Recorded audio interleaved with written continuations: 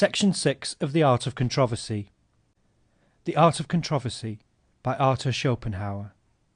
Translated by T. Bailey Saunders. 31. If you know that you have no reply to the arguments which your opponent advances, you may, by a fine stroke of irony, declare yourself to be an incompetent judge. What you now say passes my poor powers of comprehension.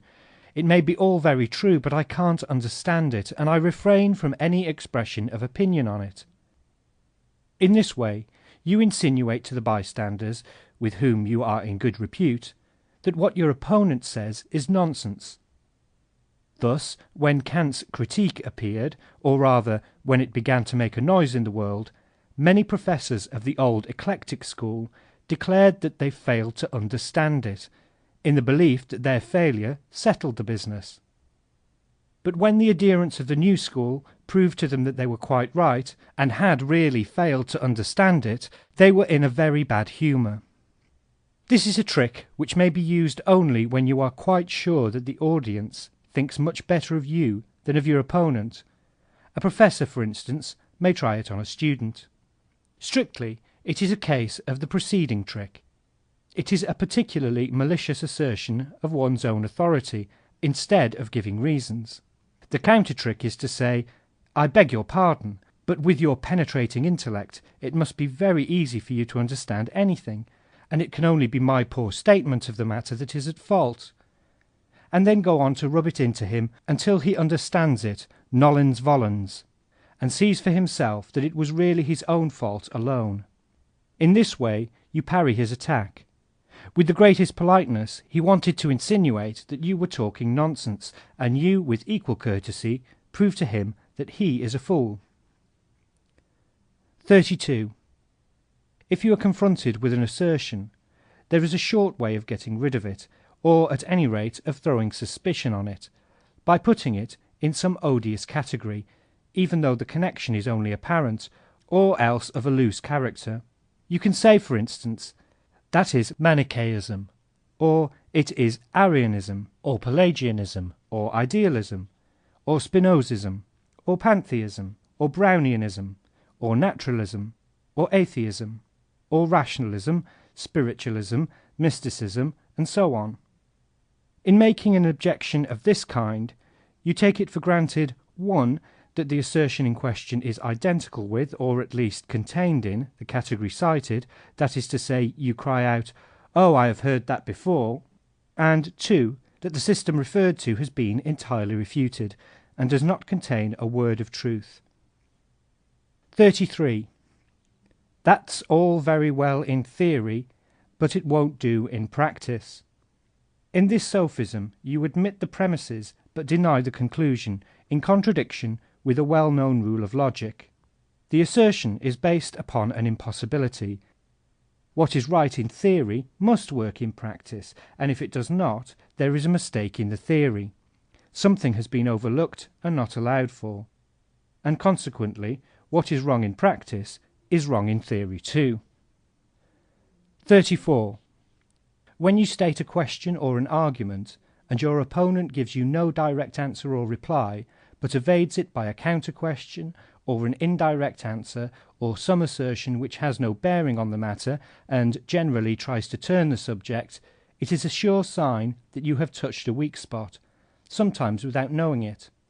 You have, as it were, reduced him to silence. You must, therefore, urge the point all the more, and not let your opponent evade it, even when you do not know where the weakness which you have hit upon really lies. 35. There is another trick which, as soon as it is practicable, makes all others unnecessary.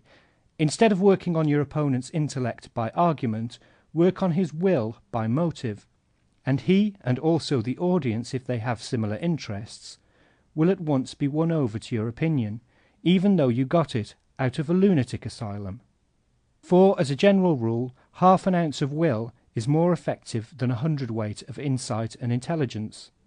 This, it is true, can be done only under particular circumstances. If you succeed in making your opponent feel that his opinion, should it prove to be true, will be distinctly prejudicial to his interest, he will let it drop like a hot potato, and feel that it was very imprudent to take it up. A clergyman, for instance, is defending some philosophical dogma. You make him sensible of the fact that it is in immediate contradiction with one of the fundamental doctrines of his church, and he abandons it. A landed proprietor maintains that the use of machinery in agricultural operations, as practiced in England, is an excellent institution, since an engine does the work of many men. You give him to understand that it will not be very long before carriages are also worked by steam, and that the value of his large stud will be greatly depreciated, and you will see what he will say. In such cases, every man feels how thoughtless it is to sanction a law unjust to himself. Quam temere in nosmet legem sancimus iniquam. Nor is it otherwise if the bystanders, but not your opponent, belong to the same sect, guild, industry, club, etc. as yourself. Let his thesis be never so true, as soon as you hint that it is prejudicial to the common interests of the said society, all the bystanders will find that your opponent's arguments, however excellent they be, are weak and contemptible, and that yours, on the other hand, though they were random conjecture, are correct and to the point. You will have a chorus of loud approval on your side, and your opponent will be driven out of the field with ignominy. Nay, the bystanders will believe, as a rule, that they have agreed with you out of pure conviction, for what is not to our interest mostly seems absurd to us, our intellect being no siccum lumen. This trick might be called taking the tree by its root. Its usual name is the argumentum ab utile. 36. You may also puzzle and bewilder your opponent by mere bombast, and the trick is possible because a man generally supposes that there must be some meaning in words. Gewöhnlich glaubt der Mensch, wenn nur Worte hört. Es müsse sich dabei doch auch was denken lassen. If he is secretly conscious of his own weakness, and accustomed to hear much that he does not understand, and to make as though he did, you can easily impose upon him by some serious fooling that sounds very deep or learned, and deprives him of hearing, sight, and thought, and by giving out that it is the most indisputable proof of what you assert. It is a well-known fact that in recent times some philosophers have practised this trick on the whole of the public with the most brilliant success. But since present examples are odious, we may refer to the Vicar of Wakefield for an old one. 37. Should your opponent be in the right, but, luckily for your contention, choose a faulty proof, you can easily manage to refute it, and then claim that you have thus refuted his whole position. This is a trick which ought to be one of the first. It is, at bottom, an expedient by which an argumentum ad hominem is put forward as an argumentum ad rem. If no accurate proof occurs to him, or to the bystanders, you have won the day. For example, if a man advances the ontological argument, by way of proving God's existence, you can get the best of him, for the ontological argument may easily be refuted. This is the way in which bad advocates lose a good cause, by trying to justify it by an authority which does not fit it, when no fitting one occurs to them. 38. A last trick is to become personal, insulting, rude, as soon as you perceive that your opponent has the upper hand, and that you are going to come off worst. It consists in passing from the subject of dispute, as from a lost game, to the disputant himself, and in some way attacking his person. It may be called the argumentum ad personam, to distinguish it from the argumentum ad hominem, which passes from the objective discussion of the subject, pure and simple, to the statements or admissions which your opponent has made in regard to it. But in becoming personal, you leave the subject altogether and turn your attack to his person, by remarks of an offensive and spiteful character. It is an appeal from the virtues of the intellect to the virtues of the body, or to mere animalism. This is a very popular trick, because everyone is able to carry it into effect, and so it is of frequent application. Now, the question is, what counter-trick avails for the other party. For if he has recourse to the same rule, there will be blows, or a duel, or an action for slander. It would be a great mistake to suppose that it is sufficient not to become personal yourself, for by showing a man quite quietly that he is wrong, and that what he says and thinks is incorrect, a process which occurs in every dialectical victory, you embitter him more than if you used some rude or insulting expression. Why is this? Because, as Hobbes observes, all mental pleasure consists in being able to compare oneself with others to one's own advantage. Nothing is of greater moment to a man than the gratification of his vanity, and no wound is more painful than that which is inflicted on it. Hence such phrases as death before dishonor, and so on. The gratification of vanity arises mainly by comparison of oneself with others, in every respect, but chiefly in respect of one's intellectual powers, and so the most effective and the strongest gratification of it is to be found in controversy. Hence the embitterment of defeat, apart from any question of injustice, and hence recourse to that last weapon, that last trick, which you cannot evade by mere politeness. A cool demeanour may, however, help you here. If, as soon as your opponent becomes personal, you quietly reply, "That has no bearing on the point in dispute," and immediately bring the conversation back to it, and continue to show him that he is wrong, without taking any notice of his insults. Say, as Themistocles said to Eurybiades, "Strike, but hear me." But such demeanour is not given to every one. Footnote: Elementa philosophica de sive. End footnote. As a sharpening of wits, controversy is often indeed of mutual advantage, in order to correct one's thoughts and awaken new views. But in learning and in mental power, both disputants must be tolerably equal. If one of them lacks learning, he will fail to understand the other, and he is not on the same level with his antagonist.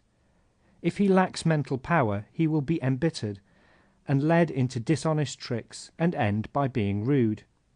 The only safe rule, therefore, is that which Aristotle mentions in the last chapter of his Topica: not to dispute with the first person you meet, but only with those of your acquaintances of whom you know that they possess sufficient intelligence and self-respect not to advance absurdities, to appeal to reason and not to authority, and to listen to reason and yield to it, and finally to cherish truth, to be willing to accept reason even from an opponent, and to be just enough to bear being proved to be in the wrong, should truth lie with him. From this it follows that scarcely one man in 100 is worth your disputing with him. You may let the remainder say what they please, for everyone is at liberty to be a fool. Desipere est jus gentium. Remember what Voltaire says: La paix vaut encore mieux que la vérité. Remember also an Arabian proverb, which tells us that on the tree of silence there hangs its fruit, which is peace. End of section 6. Section 7 of The Art of Controversy by Arthur Schopenhauer. The Art of Controversy by Arthur Schopenhauer. On the comparative place of interest and beauty in works of art. In the productions of poetic genius, especially of the epic and dramatic kind, there is, apart from beauty, another quality which is attractive. I mean interest. The beauty of a work of art consists in the fact that it holds up a clear mirror to certain ideas inherent in the world in general. The beauty of a work of poetic art, in particular, is that it renders the ideas inherent in mankind, and thereby leads it to a knowledge of these ideas. The means which poetry uses for this end are the exhibition of significant characters and the invention of circumstances which will bring about significant situations, giving occasion to the characters to unfold their peculiarities and show what is in them, so that by some such representation a clearer and fuller knowledge of the many-sided idea of humanity may be attained. Beauty, however, in its general aspect, is the inseparable characteristic of the idea when it has become known. In other words, everything is beautiful in which an idea is revealed, for to be beautiful means no more than clearly to express an idea. Thus we perceive that beauty is always an affair of knowledge, and that it appeals to the knowing subject, and not to the will. Nay, it is a fact that the apprehension of beauty on the part of the subject involves a complete suppression of the will. On the other hand, we call drama or descriptive poetry interesting when it represents events and actions of a kind which necessarily arouse concern or sympathy, like that which we feel in real events involving our own person.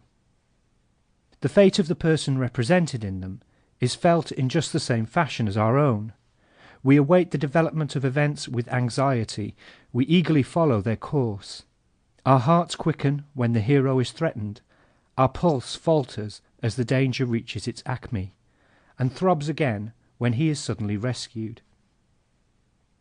Until we reach the end of the story, we cannot put the book aside. We lie away far into the night, sympathizing with our hero's troubles as though they were our own.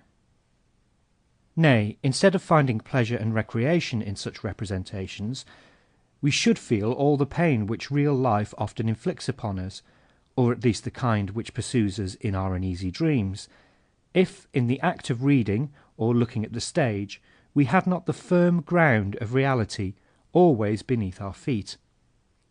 As it is, in the stress of a too violent feeling, we can find relief from the illusion of the moment, and then give way to it again at will.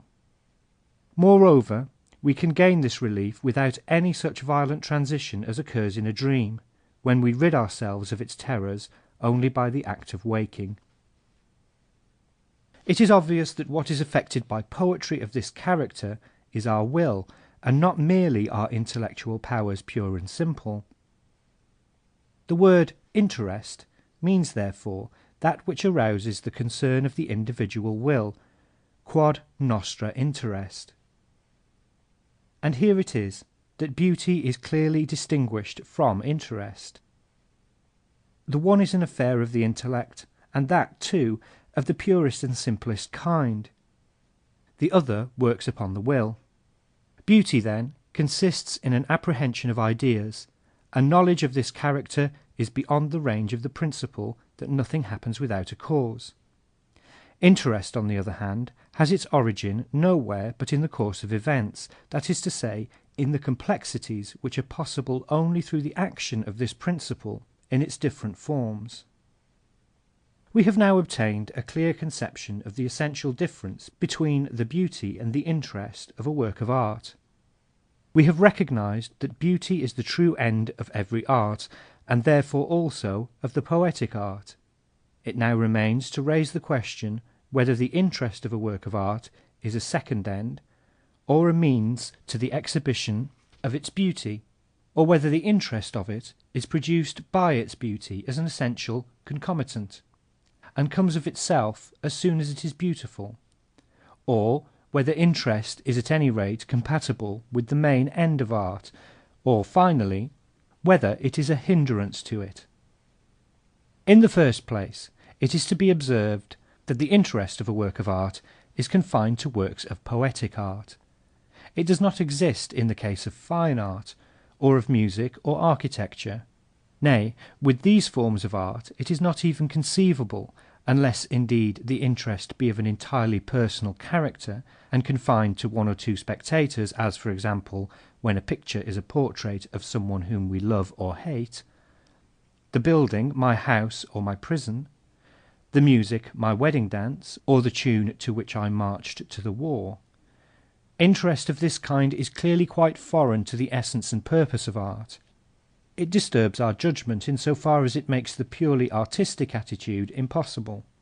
It may be, indeed, that to a smaller extent this is true of all interest.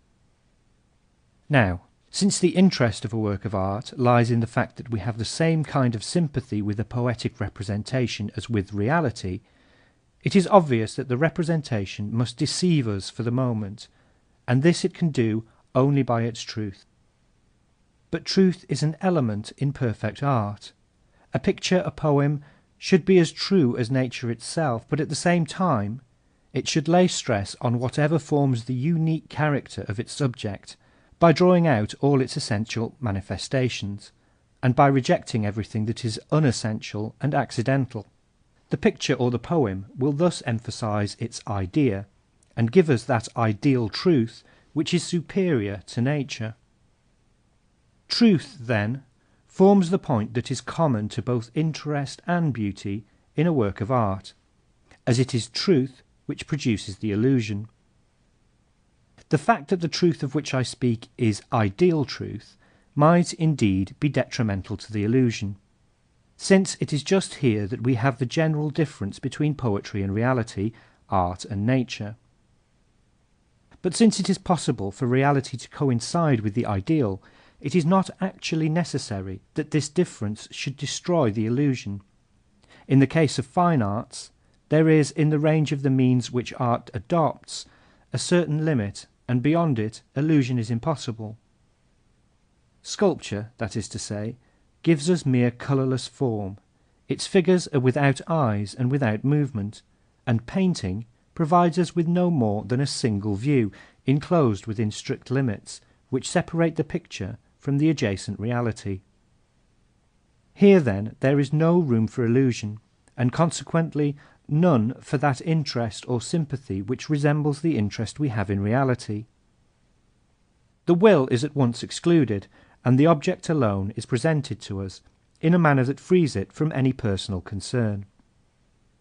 It is a highly remarkable fact that a spurious kind of fine art oversteps these limits, produces an illusion of reality, and arouses our interest, but at the same time it destroys the effect which fine art produces, and serves as nothing but a mere means of exhibiting the beautiful, that is, communicating a knowledge of the ideas which it embodies. I refer to waxwork. Here, we might say, is the dividing line which separates it from the province of fine art. When waxwork is properly executed, it produces a perfect illusion. But for that very reason we approach a wax figure as we approach a real man, who, as such, is for the moment an object presented to our will, that is to say, he is an object of interest, he arouses the will, and consequently stills the intellect. We come up to a wax figure with the same reserve and caution as a real man would inspire in us.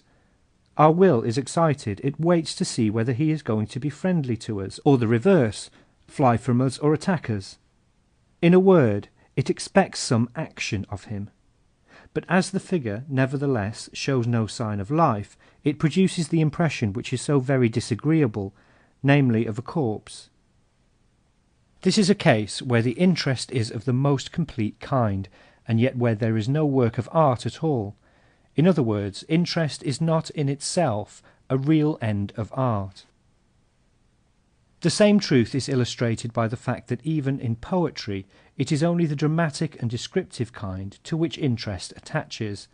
For if interest were, with beauty, the aim of art, poetry of the lyrical kind would for that very reason not take half so great a position as the other two. In the second place, if interest were a means in the production of beauty, every interesting work would also be beautiful. That, however, is by no means the case. A drama or a novel may often attract us by its interest, and yet be so utterly deficient in any kind of beauty that we are afterwards ashamed of having wasted our time on it.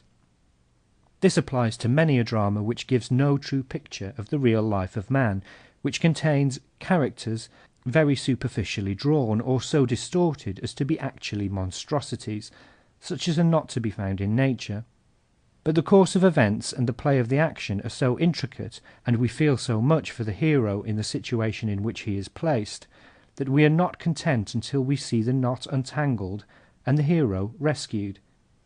The action is so cleverly governed and guided in its course that we remain in a state of constant curiosity as to what is going to happen, and we are utterly unable to form a guess, so that between eagerness and surprise our interest is kept active, and as we are pleasantly entertained we do not notice the lapse of time.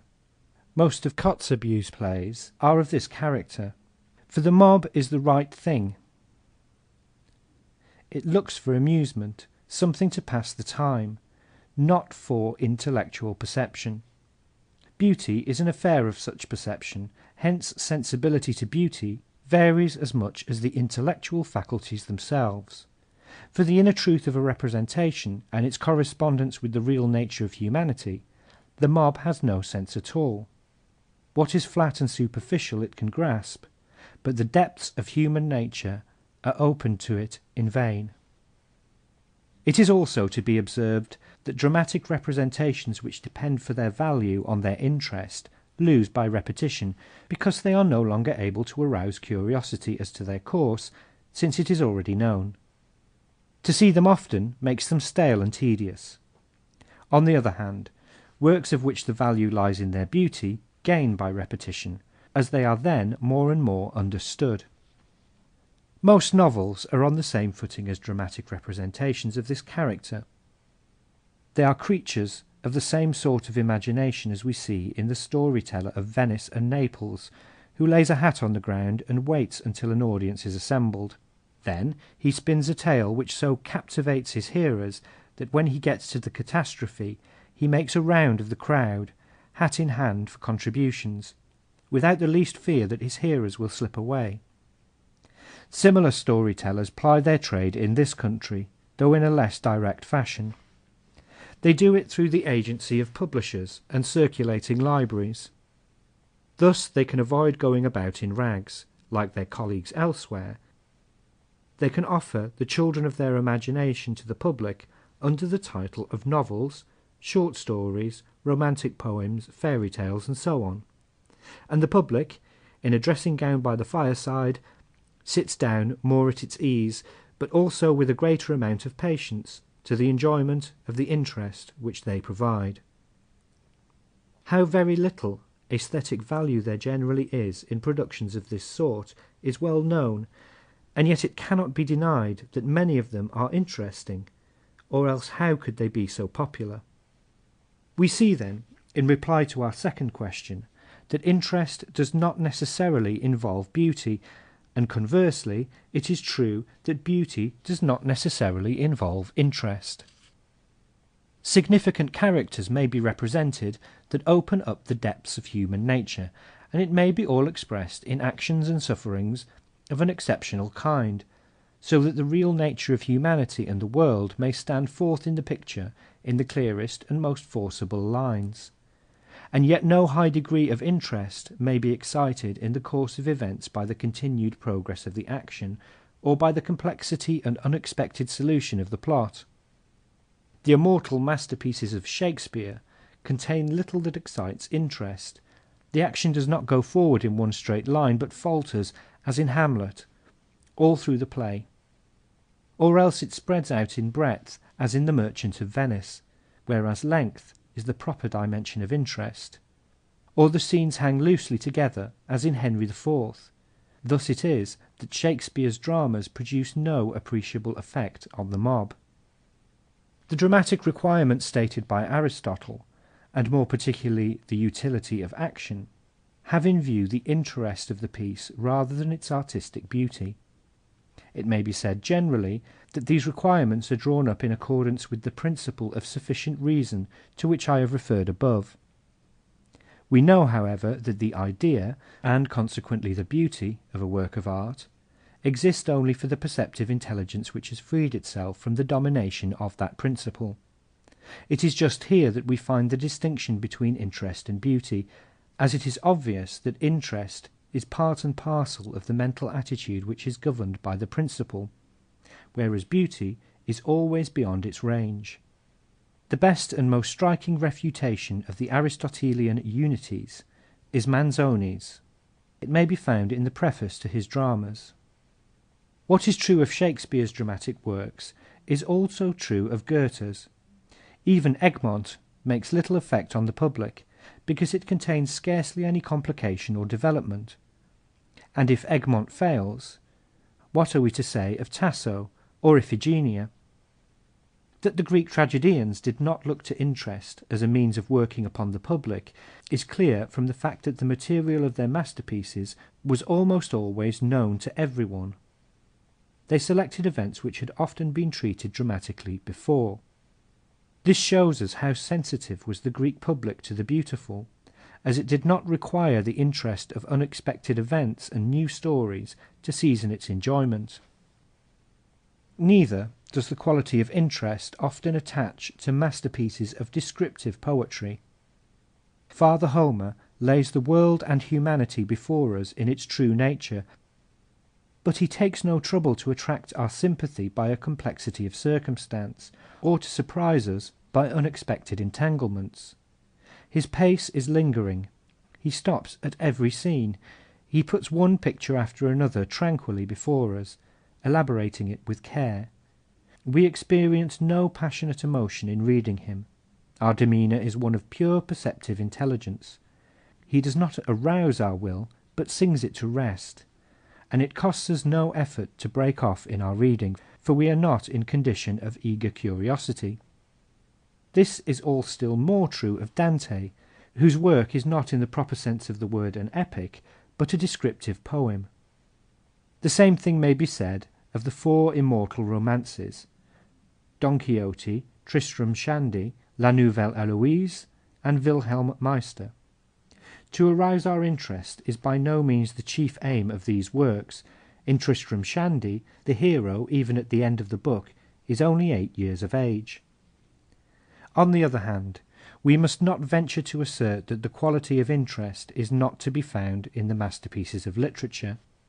We have it in Schiller's dramas in an appreciable degree, and consequently they are popular. Also in the Oedipus Rex of Sophocles.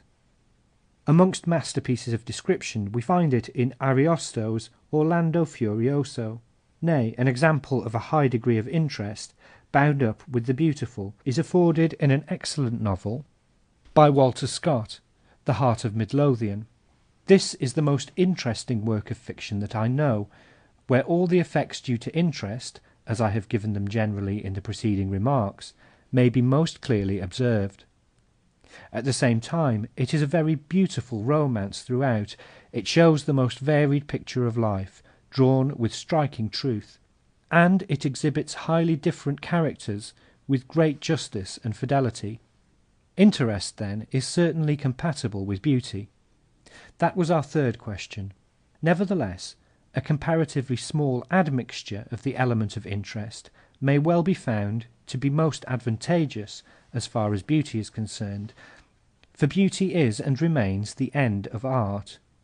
Beauty is in twofold opposition with interest. Firstly, because it lies in the perception of the idea, and such perception takes its object entirely out of the range of the forms enunciated by the principle of sufficient reason. Whereas interest has its sphere mainly in circumstance, and it is out of this principle that the complexity of circumstance arises. Secondly, interest works by exciting the will, whereas beauty exists only for the pure perceptive intelligence, which has no will. However, with dramatic and descriptive literature, an admixture of interest is necessary, just as a volatile and gaseous substance requires a material basis if it is to be preserved and transferred. The admixture is necessary partly, indeed, because interest is itself created by the events which have to be devised in order to set the characters in motion, partly because our minds would be weary of watching scene after scene if they had no concern for us, or of passing from one significant picture to another if it were not drawn on by some secret thread. It is this that we call interest. It is the sympathy which the event in itself forces us to feel, and which, by riveting our attention, makes the mind obedient to the poet, and able to follow him into all the parts of his story. If the interest of a work of art is sufficient to achieve this result, it does all that can be required of it. For its only service is to connect the pictures by which the poet desires to communicate a knowledge of the idea, as if they were pearls, and interest were the thread that holds them together, and makes an ornament out of the whole.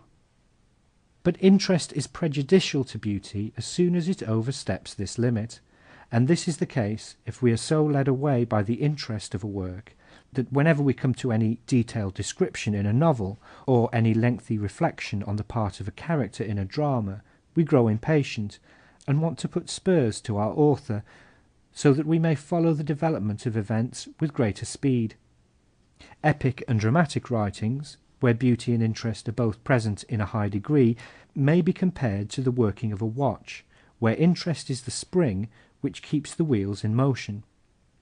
If it worked unhindered, the watch would run down in a few minutes. Beauty, holding us in the spell of description and reflection, is like the barrel which checks its movement. Or we may say that interest is the body of a poetic work, and beauty the soul. In the epic and the drama, interest, as a necessary quality of the action, is the matter, and beauty the form that requires the matter in order to be visible. End of Section 7. Section 8 of The Art of Controversy by Arthur Schopenhauer. The Art of Controversy by Arthur Schopenhauer. Psychological Observations. In the moment when a great affliction overtakes us, we are hurt to find that the world about us is unconcerned and goes its own way. As Goethe says in Tasso, how easily it leaves us helpless and alone, and continues its course like the sun and the moon and the other gods. Die Welt wie sie so leicht, uns hilflos, einsam lasst, und ihren Weg, wie Sonn und Mond andere Götter geht. Nay, more, it is something intolerable that even we ourselves have to go on with the mechanical round of our daily business, and that thousands of our own actions are and must be unaffected by the pain that throbs within us. And so, to restore the harmony between our outward doings and our inward feelings, we storm and shout and tear our hair and stamp with pain or rage. Our temperament is so despotic that we are not satisfied unless we draw everything into our own life and force all the world to sympathize with us. The only way of achieving this would be to win the love of others, so that the afflictions which oppress our own hearts might oppress theirs as well. Since that is attended with some difficulty, we often choose the shorter way, and blab out our burden of woe to people who do not care, and listen with curiosity but without sympathy, and much oftener with satisfaction. Speech and the communication of thought, which in their mutual relations are always attended by a slight impulse on the part of the will, are almost a physical necessity. Sometimes, however, the lower animals entertain me much more than the average man, for in the first place, what can such a man say? It is only conceptions, that is, the driest of ideas, that can be communicated by means of words. And what sort of conceptions has the average man to communicate, if he does not merely tell a story or give a report, neither of which makes conversation? The greatest charm of conversation is the mimetic part of it, the character that is manifested, be it never so little. Take the best of men. How little he can say of what goes on within him, since it is only conceptions that are communicable. And yet a conversation with a clever man is one of the greatest of pleasures. It is not only that ordinary men have little to say, but what intellect they have puts them in the way of concealing and distorting it, and it is the necessity of practising this concealment that gives them such a pitiable character, so that what they exhibit is not even the little that they have, but a mask and disguise. The lower animals, which have no reason, can conceal nothing. They are altogether naive, and therefore very entertaining, if we have only an eye for the kind of communications which they make. They speak not with words, but with shape and structure, and manner of life, and the things that they set about. They express themselves to an intelligent observer in a very pleasing and entertaining fashion. It is a varied life that is presented to him, and one that, in its manifestation, is very different from his own. And yet, essentially, it is the same. He sees it in its simplest form. When reflection is excluded, For with the lower animals, life is lived wholly in and for the present moment. It is the present that the animal grasps. It has no care, or at least no conscious care, for the morrow, and no fear of death, and so it is wholly taken up with life and living. The conversation among ordinary people, when it does not relate to any special matter of fact, but takes a more general character, mostly consists in hackneyed commonplaces which they alternately repeat to each other with the utmost complacency. Translator's note. This observation is in Schopenhauer's own English. End note. Some men can despise any blessing as soon as they cease to possess it, others only when they have obtained it. The latter are the more unhappy, and the nobler of the two. When the aching heart grieves no more over any particular object, but is oppressed by life as a whole, it withdraws, as it were, into itself. There is here a retreat and gradual extinction of the will, whereby the body, which is the manifestation of the will, is slowly but surely undermined, and the individual experiences a steady dissolution of his bonds, a quiet presentiment of death. Hence the heart which aches has a secret joy of its own, and it is this, I fancy, which the English call the joy of grief. The pain that extends to life as a whole, and loosens our hold on it, is the only pain that is really tragic. That which attaches to particular objects is a will that is broken but not resigned. It exhibits the struggle and inner contradictions of the will and of life itself, and it is comic, be it never so violent. It is like the pain of the miser at the loss of his hoard. Even though pain of the tragic kind proceeds from a single definite object, it does not remain there. It takes the separate affliction only as a symbol of life as a whole, and transfers it thither. Vexation is the attitude of the individual as intelligence towards the check imposed upon a strong manifestation of the individual as will. There are two ways of avoiding it, either by repressing the violence of the will, in other words by virtue, or by keeping the intelligence from dwelling upon the check, in other words by stoicism. To win the favour of a very beautiful woman by one's personality alone is perhaps a greater satisfaction to one's vanity than to anything else. For it is an assurance that one's personality is an equivalent for the person that is treasured and desired and deified above all others. Hence it is that despised love that is so great a pang, especially when it is associated with well-founded jealousy. With this joy and this pain, it is probable that vanity is more largely concerned than the senses, because it is only things of the mind, and not mere sensuality, that produce such violent convulsions. The animals are familiar with lust, but not with the passionate pleasures and pains of love. To be suddenly placed in a strange town or country, where the manner of life, possibly even the language, is very different from our own, is, at the first moment, like stepping into cold water. We are brought into sudden contact with a new temperature, and we feel a powerful and superior influence from without, which affects us uncomfortably. We find ourselves in a strange element, where we cannot move with ease, and over and above that, we have the feeling that while everything strikes us as strange, we ourselves strike others in the same way. But as soon as we are a little composed and reconciled to our surroundings, as soon as we have appropriated some of its temperature, we feel an extraordinary sense of satisfaction, as in bathing in cool water. We assimilate ourselves to the new element, and cease to have any necessary preoccupation with our person. We devote our attention undisturbed to our environment, to which we now feel ourselves superior by being able to view it in an objective and disinterested fashion, instead of being oppressed by it as before.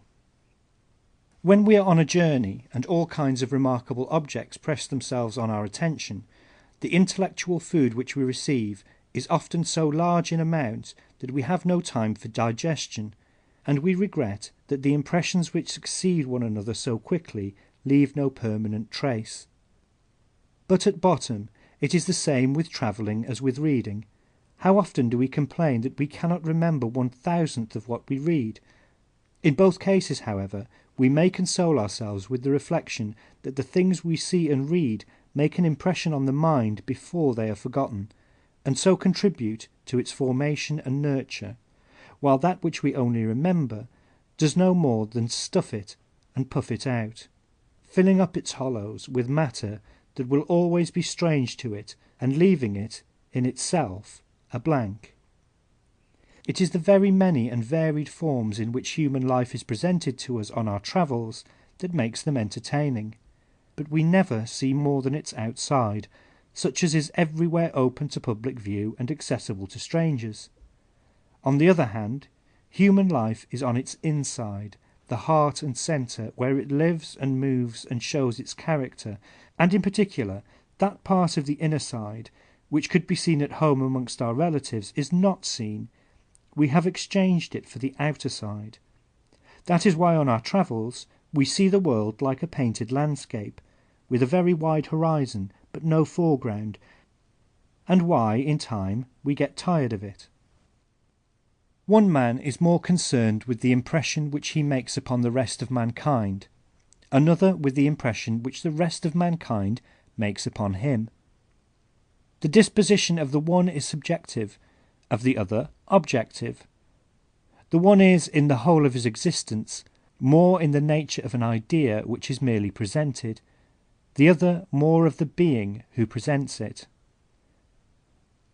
A woman, with certain exceptions which need not be mentioned, will not take the first step with a man, for in spite of all the beauty she may have, she risks a refusal. A man may be ill in mind or body, or busy or gloomy, and so not care for advances, and a refusal would be a blow to her vanity. But as soon as he takes the first step and helps her over this danger, he stands on a footing of equality with her, and will generally find her quite tractable. The praise with which many men speak of their wives is really given to their own judgment in selecting them. This arises, perhaps, from a feeling of the truth of the saying that a man shows what he is by the way in which he dies, and by the choice of his wife. If education or warning were of any avail, how could Seneca's pupil be a Nero? The Pythagorean principle that like is known only by like is in many respects a true one. Footnote: see Porphyry, De Vita Pythagorae. End footnote. It explains how it is that every man understands his fellow only in so far as he resembles him, or at least is of a similar character. What one man is quite sure of perceiving in another is that which is common to all, namely the vulgar, petty, or mean elements of our nature. Here every man has a perfect understanding of his fellows, but the advantage which one man has over another does not exist for the other, who, be the talents in question as extraordinary as they may, will never see anything beyond what he possesses himself, for the very good reason that this is all he wants to see.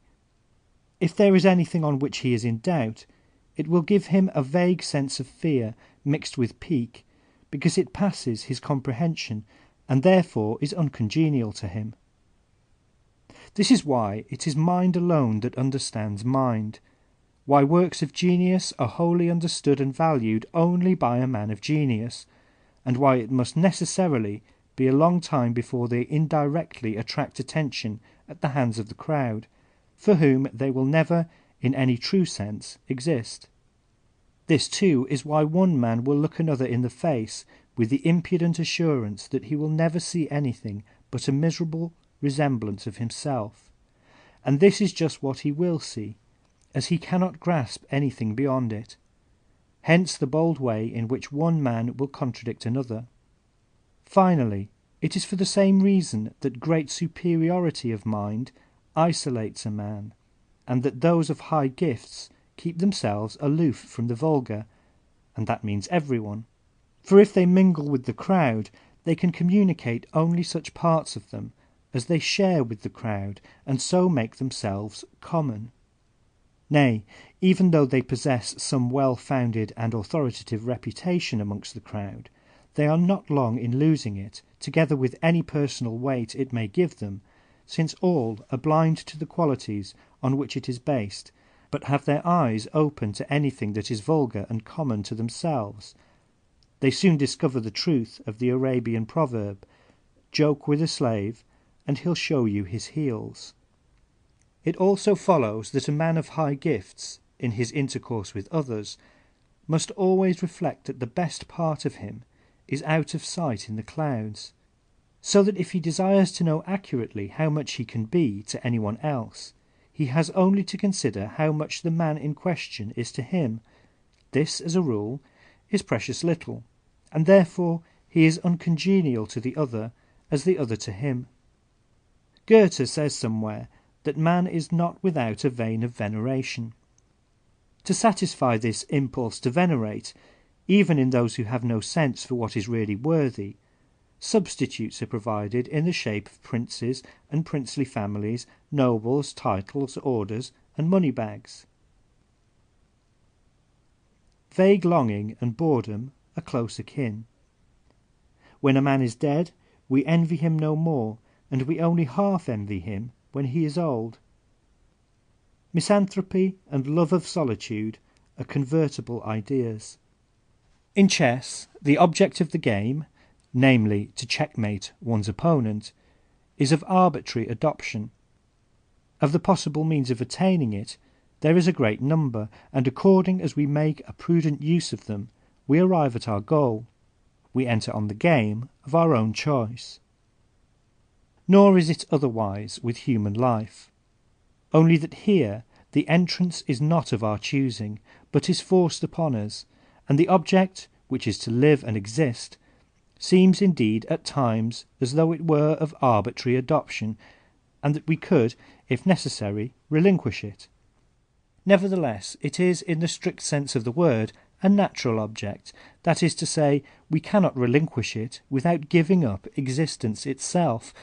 If we regard our existence as the work of some arbitrary power outside us, we must indeed admire the cunning by which that creative mind has succeeded in making us place so much value on an object which is only momentary and must of necessity be laid aside very soon, and which we see moreover on reflection to be altogether vanity, in making, I say, this object so dear to us that we eagerly exert all our strength in working at it, although we know that as soon as the game is over the object will exist for us no longer, and that, on the whole, we cannot say what it is that makes it so attractive.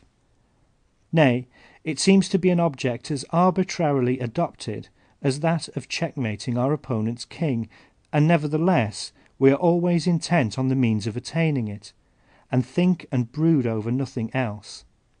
It is clear that the reason of it is that our intellect is only capable of looking outside, and has no power at all of looking within, and since this is so, we have come to the conclusion that we must make the best of it. End of Section 8. Section 9 of The Art of Controversy. The Art of Controversy by Arthur Schopenhauer. On the Wisdom of Life. Aphorisms. The simple Philistine believes that life is something infinite and unconditioned, and tries to look upon it and live it as though it left nothing to be desired. By method and principle, the learned Philistine does the same.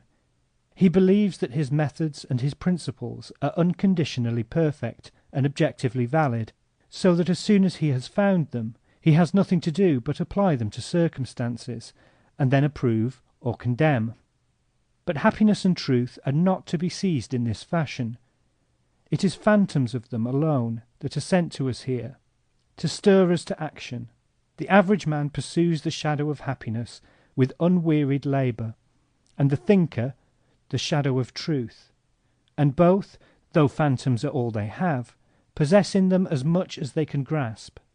Life is a language in which certain truths are conveyed to us. Could we learn them in some other way, we should not live. Thus it is that wise sayings and prudential maxims will never make up for the lack of experience, or be a substitute for life itself. Still they are not to be despised, for they too are a part of life, nay, they should be highly esteemed and regarded as the loose pages which others have copied from the book of truth, as it is imparted by the spirit of the world. But they are pages which must needs be imperfect, and can never replace the real living voice.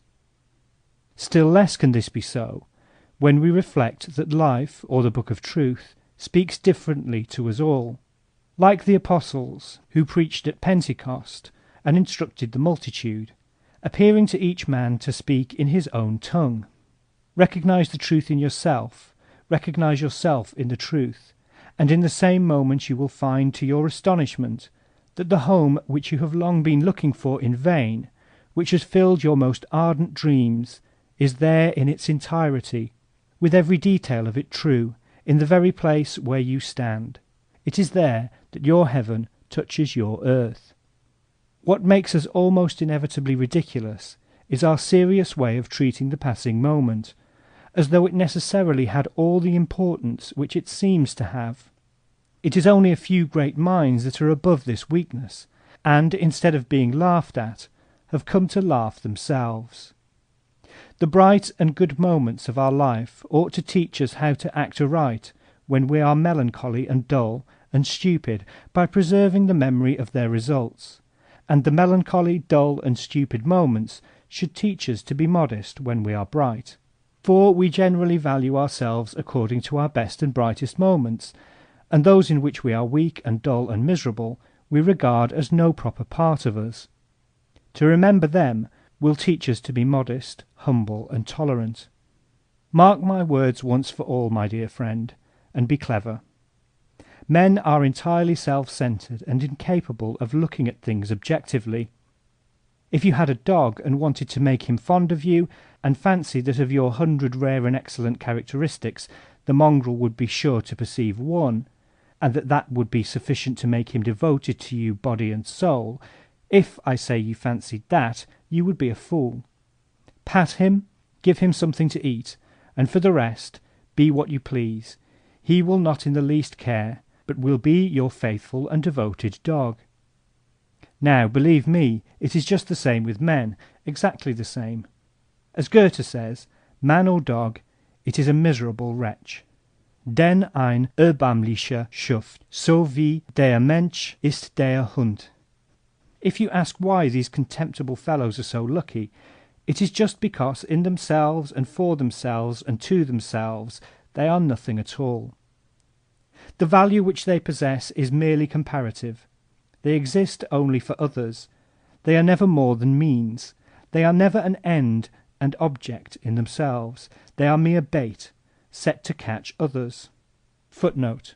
All this is very euphemistically expressed in the Sophoclean verse Charis charin gar estin ha tictus ai. End footnote. I do not admit that this rule is susceptible of any exception, that is to say, complete exceptions. There are, it is true, men, though they are sufficiently rare, who enjoy some subjective moments, nay, there are perhaps some who for every 100 subjective moments enjoy a few that are objective, but a higher state of perfection scarcely ever occurs. But do not take yourself for an exception. Examine your love, your friendship, and consider if your objective judgments are not mostly subjective judgments in disguise.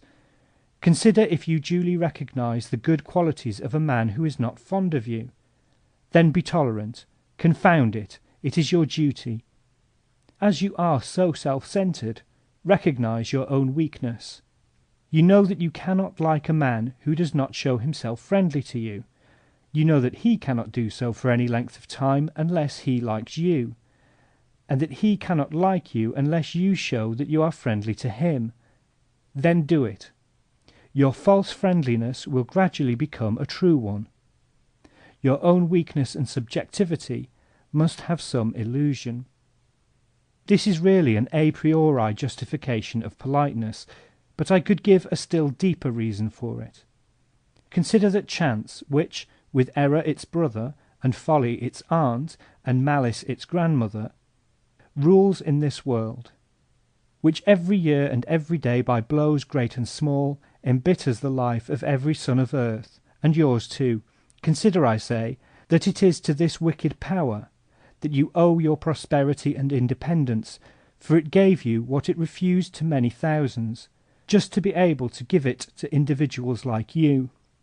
Remembering all this, you will not behave as though you had a right to the possession of its gifts, but you will perceive what a capricious mistress it is that gives you her favours, and therefore when she takes it into her head to deprive you of some or all of them, you will not make a great fuss about her injustice, but you will recognize that what chance gave, chance has taken away. If needs be, you will observe that this power is not quite so favourable to you as she seemed to be hitherto. Why, she might have disposed not only of what she gave you, but also of your honest and hard-earned gains. But if chance still remains so favourable to you as to give you more than almost all others whose path in life you may care to examine, oh, be happy! Do not struggle for the possession of her presents. Employ them properly.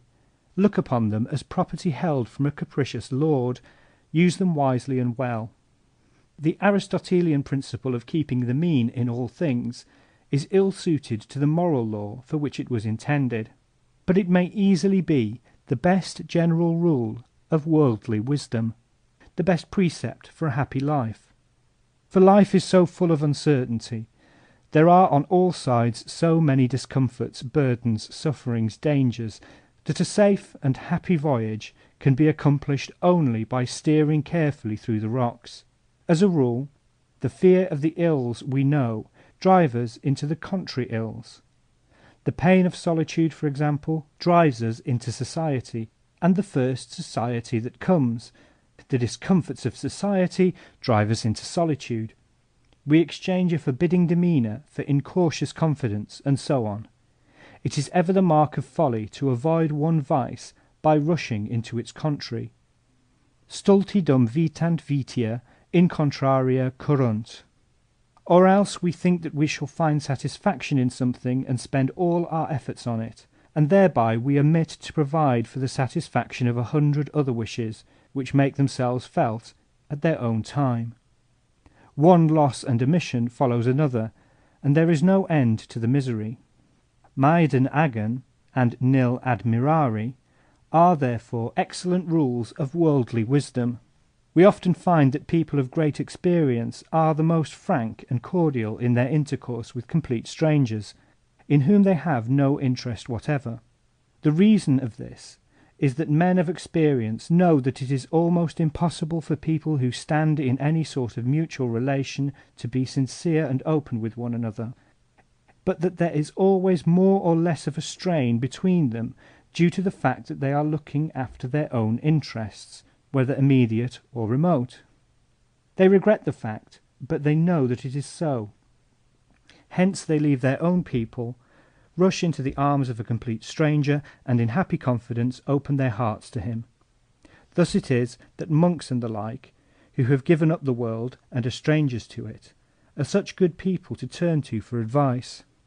It is only by practising mutual restraint and self-denial that we can act and talk with other people, and therefore, if we have to converse at all, it can only be with a feeling of resignation. For if we seek society, it is because we want fresh impressions. These come from without, and are therefore foreign to ourselves.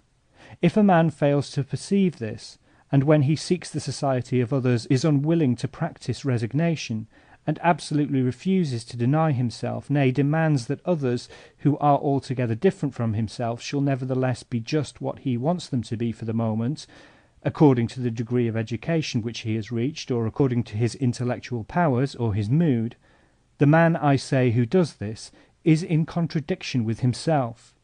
For while he wants someone who shall be different from himself, and wants him just because he is different, for the sake of society and fresh influence, he nevertheless demands that this other individual shall precisely resemble the imaginary creature who accords with his mood, and have no thoughts but those which he has himself.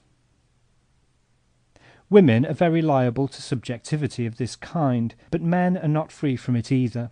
I observed once to Goethe, in complaining of the illusion and vanity of life, that when a friend is with us, we do not think the same of him as when he is away. He replied, yes, because the absent friend is yourself, and he exists only in your head, whereas the friend who is present has an individuality of his own, and moves according to laws of his own, which cannot always be in accordance with those which you form for yourself. A good supply of resignation is of the first importance in providing for the journey of life. It is a supply which we shall have to extract from disappointed hopes, and the sooner we do it, the better for the rest of the journey.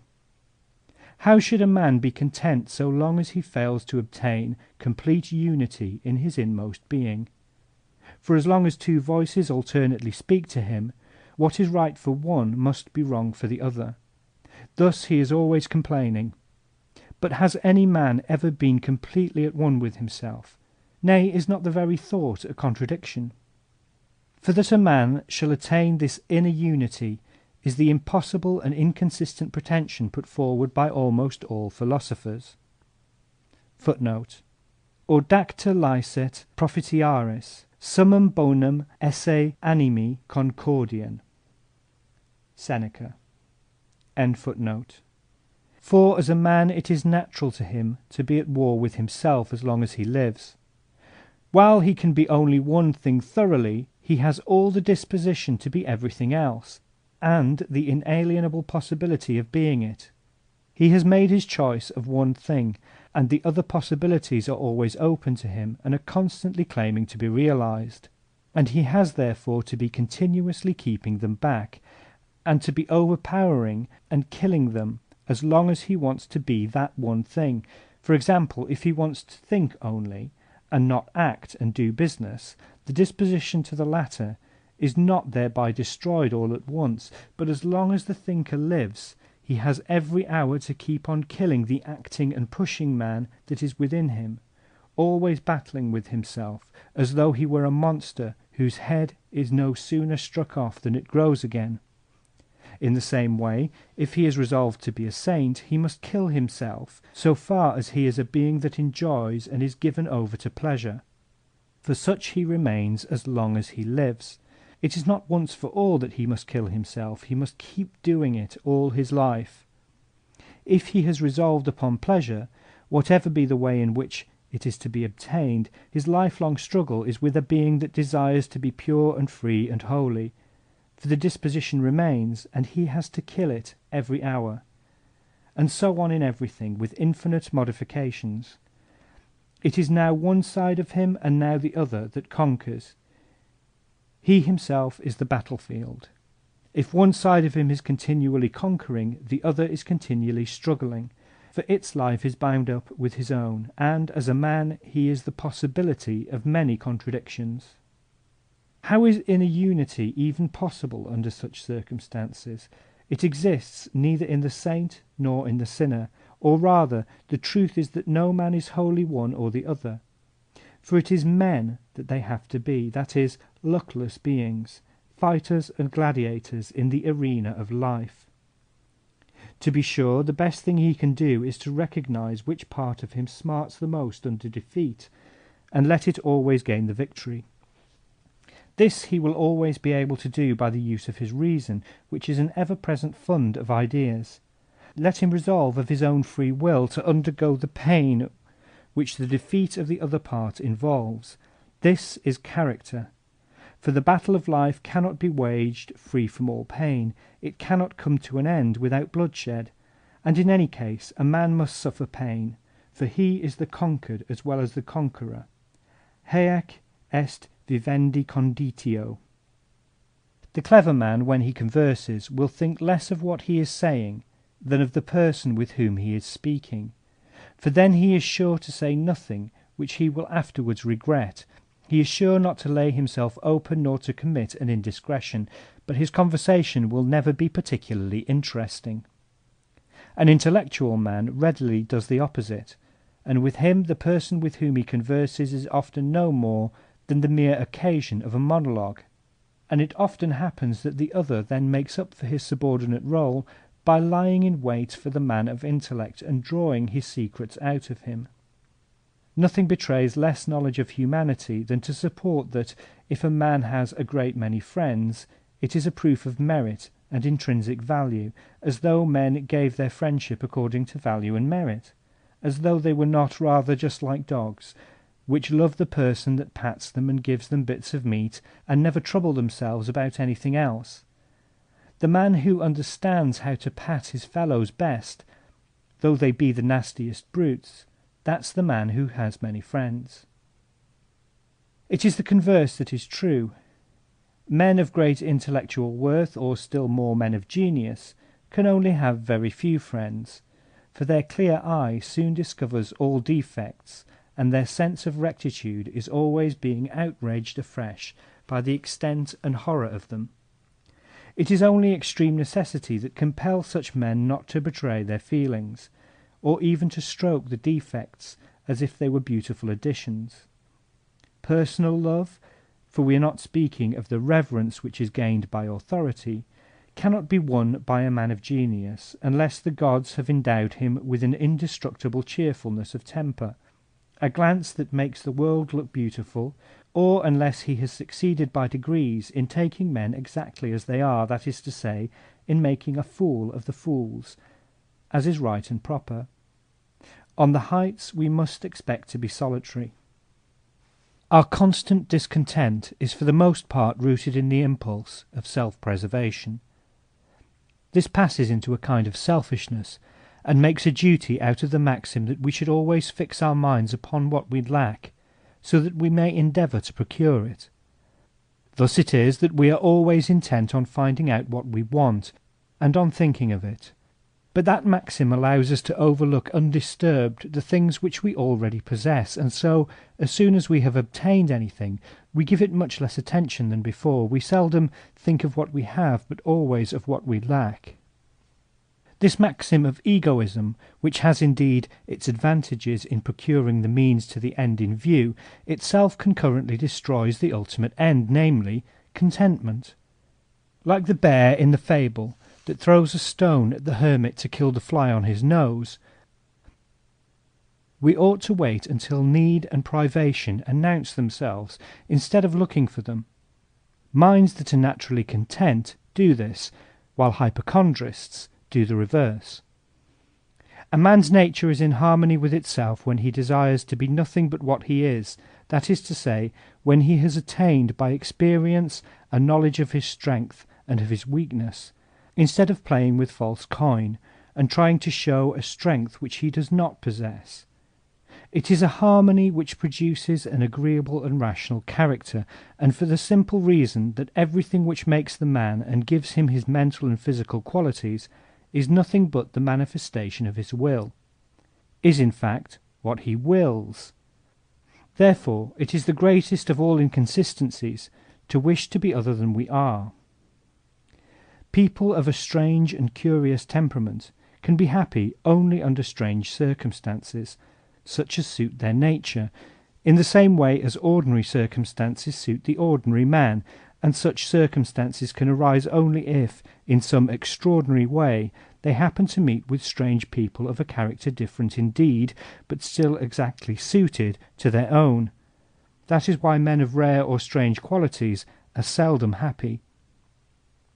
All this pleasure is derived from the use and consciousness of power, and the greatest of pains that a man can feel is to perceive that his powers fail just when he wants to use them. Therefore it will be advantageous for every man to discover what powers he possesses and what powers he lacks. Let him, then, develop the powers in which he is preeminent, and make a strong use of them. Let him pursue the path where they will avail him, and even though he has to conquer his inclinations, let him avoid the path where such powers are requisite as he possesses only in a low degree. In this way he will often have a pleasant consciousness of strength, and seldom a painful consciousness of weakness, and it will go well with him. But if he lets himself be drawn into efforts demanding a kind of strength quite different from that in which he is preeminent, he will experience humiliation, and this is perhaps the most painful feeling with which a man can be afflicted. Yet there are two sides to everything. The man who has insufficient self-confidence in a sphere where he has little power, and is never ready to make a venture, will on the one hand not even learn how to use the little power that he has, and on the other, in a sphere in which he would at least be able to achieve something, there will be a complete absence of effort, and consequently of pleasure. This is always hard to bear, for a man can never draw a complete blank in any department of human welfare without feeling some pain. As a child, one has no conception of the inexorable character of the laws of nature, and the stubborn way in which everything persists in remaining what it is. The child believes that even lifeless things are disposed to yield to it, perhaps because it feels itself one with nature, or from the mere acquaintance with the world believes that nature is disposed to be friendly. Thus it was that when I was a child, and had thrown my shoe into a large vessel full of milk, I was discovered entreating the shoe to jump out. Nor is a child on its guard against animals until it learns that they are ill-natured and spiteful. But not before we have gained mature experience do we recognize that human character is unalterable, that no entreaty or representation or example or benefit will bring a man to give up his ways, but that, on the contrary, every man is compelled to follow his own mode of acting and thinking, with the necessity of a law of nature, and that, however we take him, he always remains the same. It is only after we have obtained a clear and profound knowledge of this fact that we give up trying to persuade people or to alter them and bring them round to our way of thinking. We try to accommodate ourselves to theirs instead, so far as they are indispensable to us, and to keep away from them so far as we cannot possibly agree. Ultimately, we come to perceive that even in matters of mere intellect, although its laws are the same for all, and the subject as opposed to the object of thought does not really enter into individuality, there is nevertheless no certainty that the whole truth of any matter can be communicated to anyone, or that anyone can be persuaded or compelled to assent to it, because, as Bacon says, intellectus humanus luminis sici non est. The light of human intellect is coloured by interest and passion.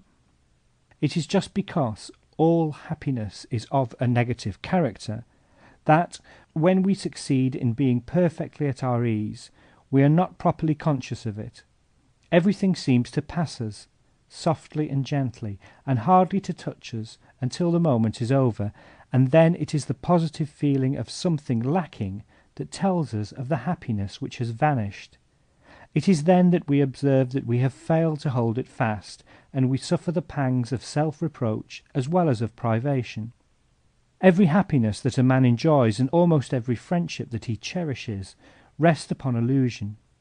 For as a rule, with increase of knowledge, they are bound to vanish. Nevertheless, here as everywhere, a man should courageously pursue truth, and never weary of striving to settle accounts with himself and the world.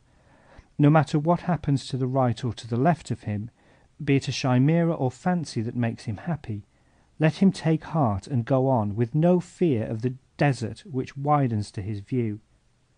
Of one thing only must he be quite certain, that under no circumstances will he discover any lack of worth in himself when the veil is raised. The sight of it would be the gorgon that would kill him. Therefore, if he wants to remain undeceived, let him in his inmost being feel his own worth. For to feel the lack of it is not merely the greatest, but also the only true affliction. All other sufferings of the mind may not only be healed, but may be immediately relieved by the secure consciousness of worth. The man who is assured of it can sit down quietly under sufferings that would otherwise bring him to despair, and though he has no pleasures, no joys, and no friends, he can rest in and on himself, so powerful is the comfort to be derived from a vivid consciousness of this advantage, a comfort to be preferred to every other earthly blessing. Contrarily, nothing in the world can relieve a man who knows his own worthlessness. All that he can do is to conceal it by deceiving people or deafening them with his noise. but neither expedient will serve him very long. We must always try to preserve large views. If we are arrested by details, we shall get confused and see things awry. The success or the failures of the moment and the impression that they make should count for nothing. Translator's note: Schopenhauer, for some reason that is not apparent, wrote this remark in French. End note. How difficult it is to learn to understand oneself and clearly to recognize what it is that one wants before anything else. What it is, therefore, that is most immediately necessary to our happiness, then what comes next, and what takes the third and the fourth place, and so on. Yet without this knowledge our life is planless, like a captain without a compass. The sublime melancholy which leads us to cherish a lively conviction of the worthlessness of everything, of all pleasures and of all mankind, and therefore to long for nothing, but to feel that life is merely a burden which must be borne to an end that cannot be very distant, is a much happier state of mind than any condition of desire which, be it never so cheerful, would have us place a value on the illusions of the world and strive to attain them. This is a fact which we learn from experience, and it is clear a priori that one of these is a condition of illusion and the other of knowledge. Whether it is better to marry or not to marry is a question which in very many cases amounts to this: are the cares of love more endurable than the anxieties of a livelihood? Marriage is a trap which nature sets for us. Translator's note, also in French. End note. Poets and philosophers who are married men incur by that very fact the suspicion that they are looking to their own welfare and not to the interests of science and art. Habit is everything, hence to be calm and unruffled is merely to anticipate a habit, and it is a great advantage not to need to form it. Quote, "Personality is the element of the greatest happiness." End quote. Since pain and boredom are the two chief enemies of human happiness, nature has provided our personality with a protection against both. We can ward off pain, which is more often of the mind than of the body, by cheerfulness, and boredom by intelligence. But neither of these is akin to the other, nay, in any high degree they are perhaps incompatible.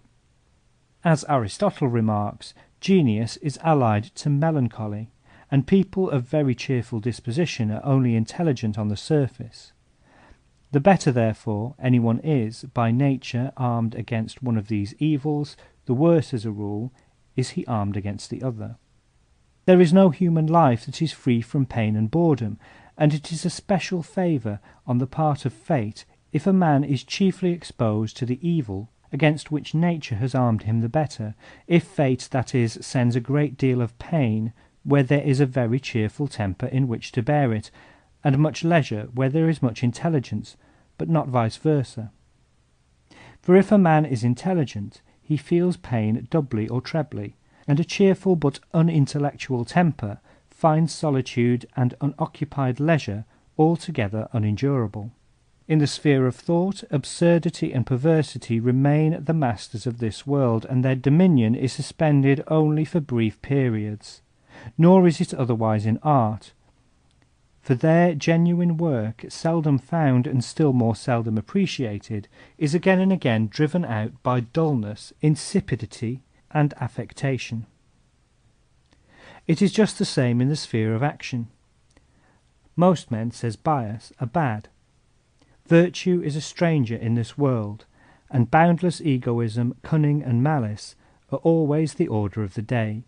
It is wrong to deceive the young on this point, for it will only make them feel later on that their teachers were the first to deceive them. If the object is to render the pupil a better man by telling him that others are excellent, it fails, and it would be more to the purpose to say, most men are bad, it is for you to be better. In this way he would, at least, be sent out into the world armed with a shrewd foresight, instead of having to be convinced by bitter experience that his teachers were wrong. All ignorance is dangerous, and most errors must be dearly paid, and good luck must he have that carries unchastised an error in his head unto his death. Translator's note. This again is in Schopenhauer's own English. End note. Every piece of success has a doubly beneficial effect upon us when, apart from the special and material advantage which it brings, it is accompanied by the enlivening assurance that the world, fate, or the demon within, does not mean so badly with us, nor is so opposed to our prosperity as we had fancied, when, in fine, it restores our courage to live. Similarly, every misfortune or defeat has, in the contrary sense, an effect that is doubly depressing. If we were not all of us exaggeratedly interested in ourselves, life would be so uninteresting that no one could endure it. Everywhere in the world, and under all circumstances, it is only by force that anything can be done, but power is mostly in bad hands, because baseness is everywhere in a fearful majority. Why should it be folly to be always intent on getting the greatest possible enjoyment out of the moment, which is our only sure possession? Our whole life is no more than a magnified present, and in itself as fleeting. As a consequence of his individuality and the position in which he is placed, everyone without exception lives in a certain state of limitation, both as regards his ideas and the opinions which he forms. Another man is also limited, though not in the same way, but should he succeed in comprehending the other's limitation, he can confuse and abash him, and put him to shame by making him feel what his limitation is, even though the other be far and away his superior. Shrewd people often employ this circumstance to obtain a false and momentary advantage. The only genuine superiority is that of the mind and character. All other kinds are fictitious, affected, false, and it is good to make them feel that it is so when they try to show off before the superiority that is true. Translator's note. In the original, this also is in French. End note. All the world's a stage, and all the men and women merely players. Exactly. Independently of what a man really is in himself, he has a part to play which fate has imposed upon him from without by determining his rank, education, and circumstances. The most immediate application of this truth appears to me to be that in life, as on the stage, we must distinguish between the actor and his part. Distinguish, that is, the man in himself from his position and reputation, from the part which rank and circumstances have imposed upon him. How often it is that the worst actor plays the king, and the best the beggar. This may happen in life too, and a man must be very crude to confuse the actor with his part. Our life is so poor that none of the treasures of the world can make it rich, for the sources of enjoyment are soon found to be all very scanty, and it is in vain that we look for one that will always flow. Therefore, as regards our own welfare, there are only two ways in which we can use wealth.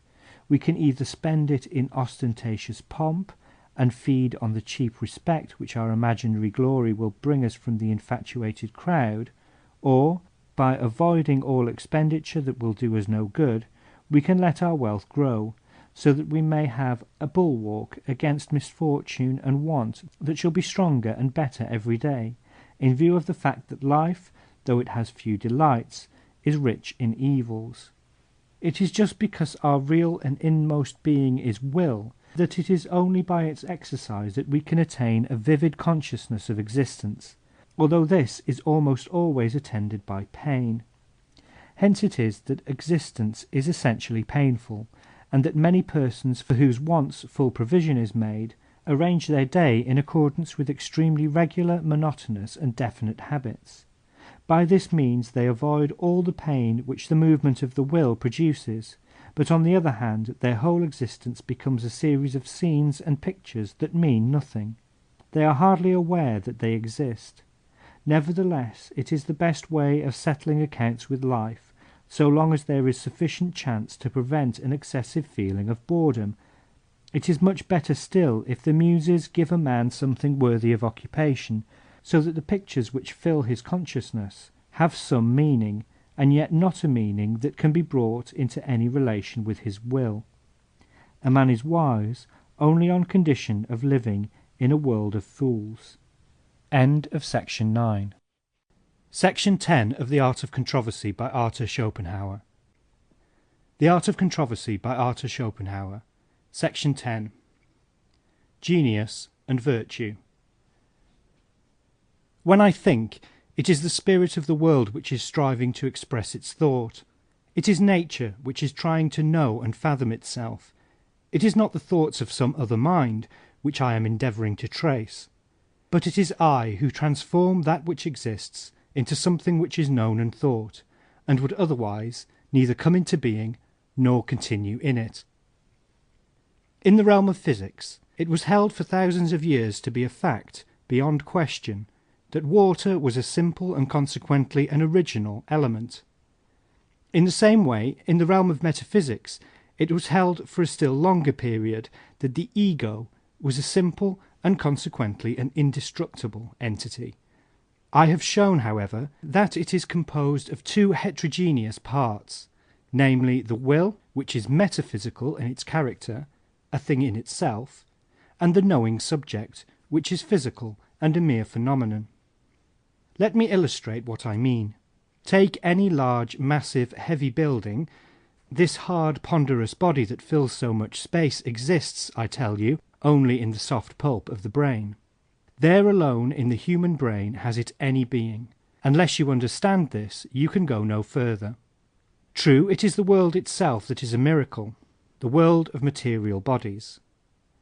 I looked at two of them. Both were heavy, symmetrical, and beautiful. One was a jasper vase with golden rim and golden handles. The other was an organism, an animal, a man. When I had sufficiently admired their exterior, I asked my attendant genius to allow me to examine the inside of them, and I did so. In the vase I found nothing but the force of gravity and a certain obscure desire, which took the form of chemical affinity. But when I entered into the other, how shall I express my astonishment at what I saw? It is more incredible than all the fairy tales and fables that were ever conceived. Nevertheless, I shall try to describe it, even at the risk of finding no credence for my tale. In this second thing, or rather in the upper end of it, called the head, which on its exterior side looks like anything else, a body in space, heavy and so on, I found no less an object than the whole world itself, together with the whole of the space in which all of it exists, and the whole of the time in which all of it moves, and finally everything that fills both time and space in all its variegated and infinite character. Nay, strangest sight of all, I found myself walking about in it. It was no picture that I saw, it was no peep-show, but reality itself. This it is that is really and truly to be found in a thing which is no bigger than a cabbage, and which on occasion an executioner might strike off at a blow, and suddenly smother that world in darkness and night. The world, I say, would vanish, did not heads grow like mushrooms, and were there not always plenty of them ready to snatch it up as it is sinking down into nothing, and keep it going like a ball. This world is an idea which they all have in common, and they express the community of their thought by the word objectivity. In the face of this vision I felt as if I were Arjuna when Krishna appeared to him in his true majesty, with his 100,000 arms and eyes and mouths. When I see a wide landscape and realize that it arises by the operation of the functions of my brain, that it is to say of time, space, and causality, on certain spots which have gathered on my retina, I feel that I carry it within me. I have an extraordinarily clear consciousness of the identity of my own being with that of the external world. Nothing provides so vivid an illustration of this identity as a dream. For in a dream other people appear to be totally distinct from us, and to possess the most perfect objectivity, and a nature which is quite different from ours, and which often puzzles, surprises, astonishes, or terrifies us, and yet it is all our own self. It is even so with the will, which sustains the whole of the external world and gives it life. It is the same will that is in ourselves, and it is there alone that we are immediately conscious of it. But it is the intellect, in ourselves and in others, which makes all these miracles possible, for it is the intellect which everywhere divides actual being into subject and object. It is a hall of phantasmagorical mystery, inexpressibly marvellous, incomparably magical. The difference in degree of mental power which sets so wide a gulf between the genius and the ordinary mortal rests, it is true, upon nothing else than a more or less perfect development of the cerebral system. But it is this very difference which is so important, because the whole of the real world in which we live and move possesses an existence only in relation to this cerebral system. Accordingly, the difference between a genius and an ordinary man is a total diversity of world and existence. The difference between man and the lower animals may be similarly explained.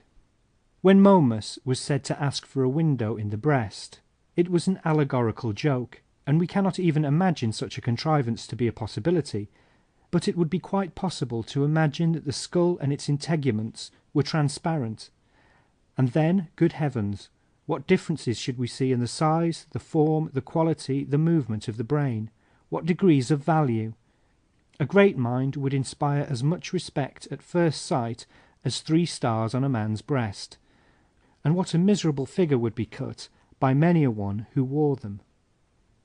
Men of genius and intellect, and all those whose mental and theoretical qualities are far more developed than their moral and practical qualities, men, in a word, who have more mind than character, are often not only awkward and ridiculous in matters of daily life, as has been observed by Plato in the 7th book of the Republic, and portrayed by Goethe in his Tasso, but they are often, from a moral point of view, weak and contemptible creatures as well. Nay, they might almost be called bad men. Of this, Rousseau has given us genuine examples. Nevertheless, that better consciousness, which is the source of all virtue, is often stronger in them than in many of those whose actions are nobler than their thoughts. Nay, it may be said that those who think nobly have a better acquaintance with virtue, while the others make a better practice of it. Full of zeal for the good and for the beautiful, they would fain fly up to heaven in a straight line, but the grosser elements of this earth oppose their flight, and they sink back again. They are like born artists, who have no knowledge of technique, or find that the marble is too hard for their fingers. Many a man who has much less enthusiasm for the good, and a far shallower acquaintance with its depths, makes a better thing of it in practice. He looks down upon the noble thinkers with contempt, and he has a right to do it. Nevertheless, he does not understand them, and they despise him in their turn, and not unjustly. They are to blame, for every living man has, by the fact of his living, signed the conditions of life. But they are still more to be pitied.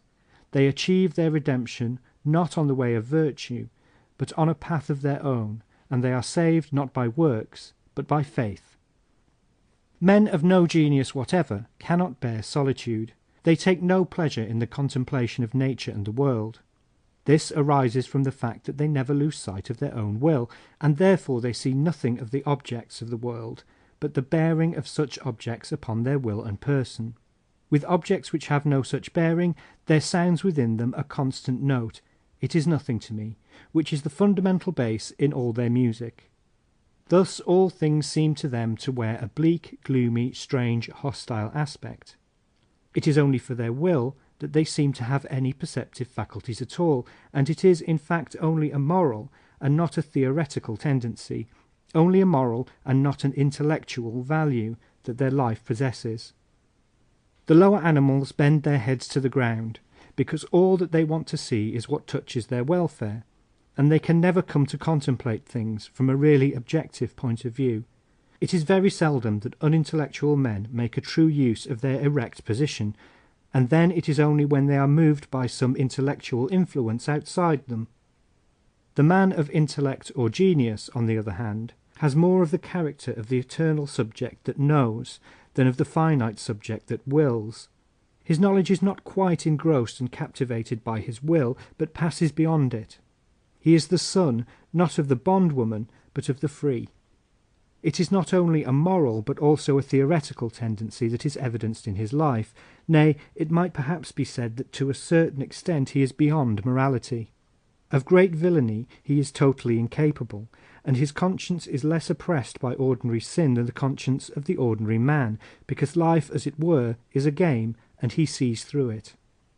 The relation between genius and virtue is determined by the following considerations. Vice is an impulse of the will so violent in its demands that it affirms its own life by denying the life of others.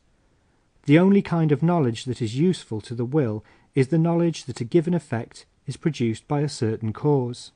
Genius itself is a kind of knowledge, namely of ideas, and it is a knowledge which is unconcerned with any principle of causation. The man who is devoted to knowledge of this character is not employed in the business of the will. Nay, every man who is devoted to the purely objective contemplation of the world, and it is this that is meant by the knowledge of ideas, completely loses sight of his will and its objects, and pays no further regard to the interests of his own person, but becomes a pure intelligence, free of any admixture of will. Where, then, devotion to the intellect predominates over concern for the will and its objects, it shows that the man's will is not the principal element in his being, but that in proportion to his intelligence it is weak. Violent desire, which is the root of all vice, never allows a man to arrive at the pure and disinterested contemplation of the world, free from any relation to the will, such as constitutes the quality of genius. But here the intelligence remains the constant slave of the will. Since genius consists in the perception of ideas, and men of genius contemplate their object, it may be said that it is only the eye which is any real evidence of genius, for the contemplative gaze has something steady and vivid about it, and with the eye of genius it is often the case, as with Goethe, that the white membrane over the pupil is visible. With violent, passionate men the same thing may also happen, but it arises from a different cause, and may be easily distinguished by the fact that the eyes roll. Men of no genius at all have no interest in the idea expressed by an object, but only in the relations in which that object stands to others, and finally to their own person. Thus it is that they never indulge in contemplation, or are soon done with it, and rarely fix their eyes long upon an object, and so their eyes do not wear the mark of genius, which I have described. Nay, the regular Philistine does the direct opposite of contemplating. He spies. If he looks at anything, it is to pry into it, as may be specially observed when he screws up his eyes, which he frequently does, in order to see the clearer. Certainly no real man of genius ever does this, at least habitually, even though he is short-sighted. What I have said will sufficiently illustrate the conflict between genius and vice. It may be, however, nay, it is often the case, that genius is attended by a strong will, and as little as men of genius were ever consummate rascals, were they ever perhaps perfect saints either. Let me explain. Virtue is not exactly a positive weakness of the will, it is rather an intentional restraint imposed upon its violence through a knowledge of it in its inmost being as manifested in the world. This knowledge of the world, the inmost being of which is communicable only in ideas, is common both to the genius and to the saint. The distinction between the two is that the genius reveals his knowledge by rendering it in some form of his own choice, and the product is art. For this, the saint as such possesses no direct faculty.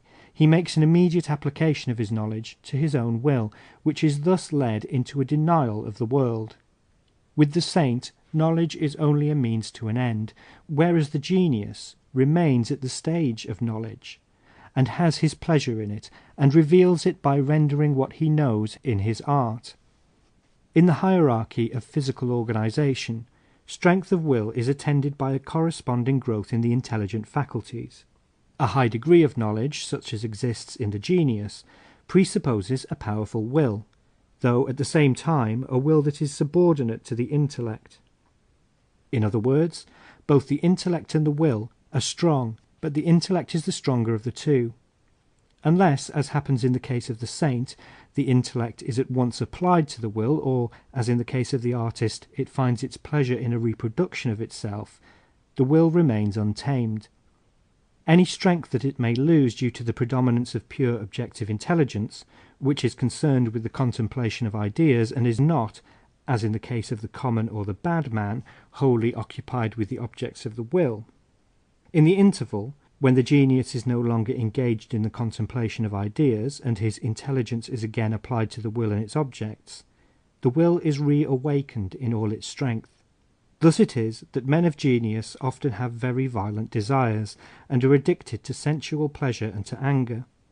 Great crimes, however, they do not commit, because when the opportunity of them offers, they recognize their idea, and see it very vividly and clearly.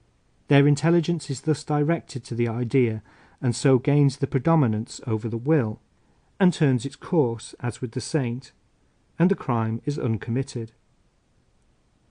The genius, then, always participates to some degree in the characteristics of the saint, as he is a man of the same qualification, and contrarily, the saint always participates to some degree in the characteristics of the genius.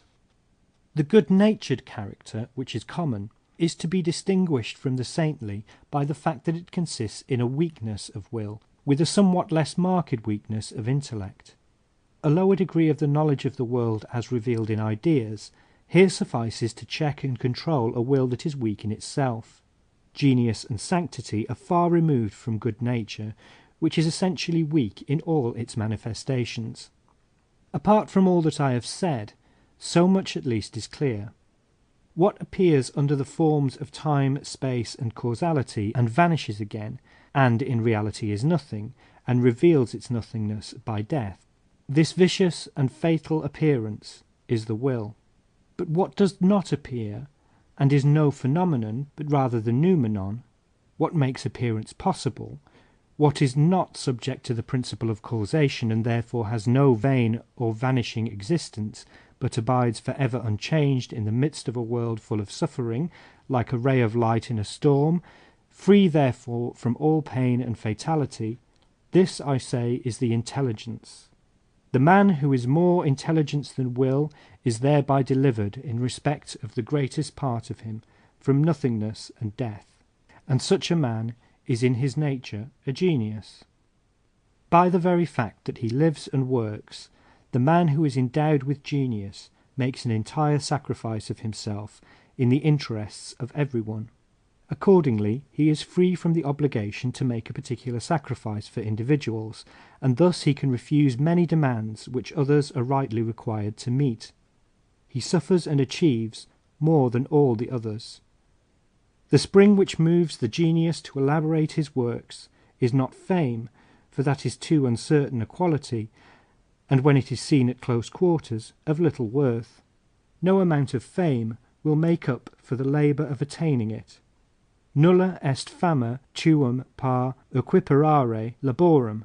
Nor is it the delight that a man has in his work, for that too is outweighed by the effort which he has to make.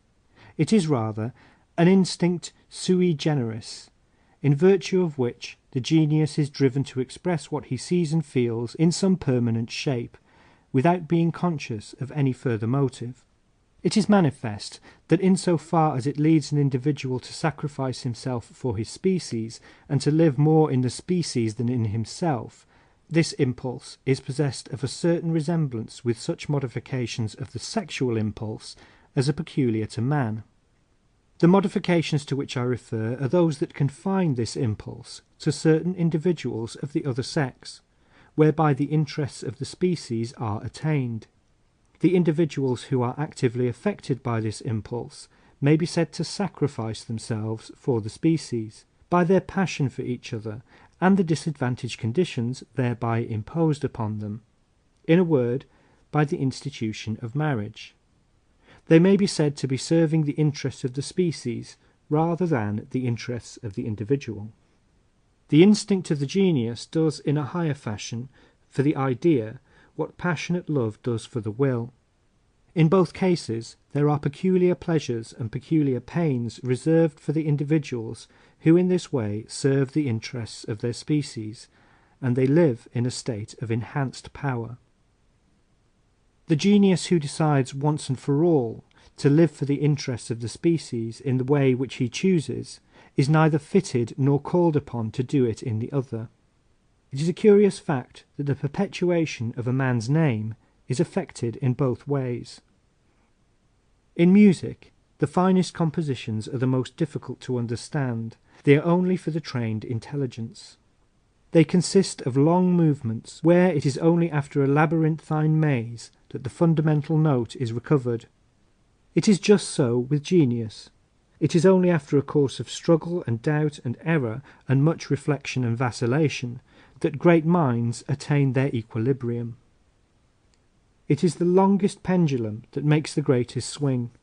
Little minds soon come to terms with themselves and the world, and then fossilize, but the others flourish, and are always alive and in motion.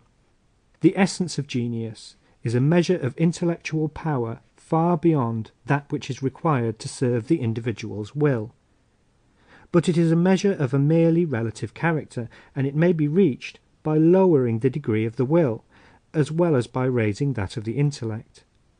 There are men whose intellect predominates over their will, and yet are not possessed of genius in any proper sense. Their intellectual powers do indeed exceed the ordinary, though not to any great extent, but their will is weak. They have no violent desires, and therefore they are more concerned with mere knowledge than with the satisfaction of any aims. Such men possess talent, they are intelligent, and at the same time very contented and cheerful.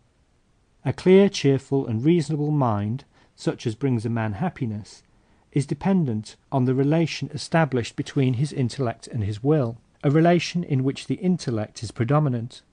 But genius and a great mind depend on the relation between a man's intellect and that of other people, a relation in which his intellect must exceed theirs, and at the same time his will may also be proportionately stronger. That is the reason why genius and happiness need not necessarily exist together. When the individual is distraught by cares or pleasantry, or tortured by the violence of his wishes and desires, the genius in him is enchained and cannot move. It is only when care and desire are silent that the air is free enough for a genius to live in it.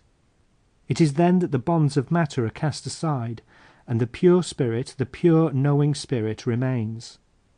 Hence, if a man has any genius, let him guard himself from pain, keep care at a distance, and limit his desires, but those of them which he cannot suppress, let him satisfy to the full. This is the only way in which he will make the best use of his rare existence, to his own pleasure and the world's profit.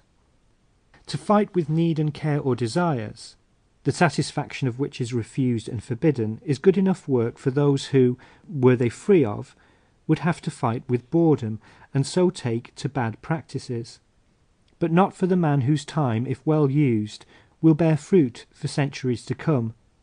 As Diderot says, he is not merely a moral being. Mechanical laws do not apply in the sphere of chemistry, nor do chemical laws in the sphere in which organic life is kindled.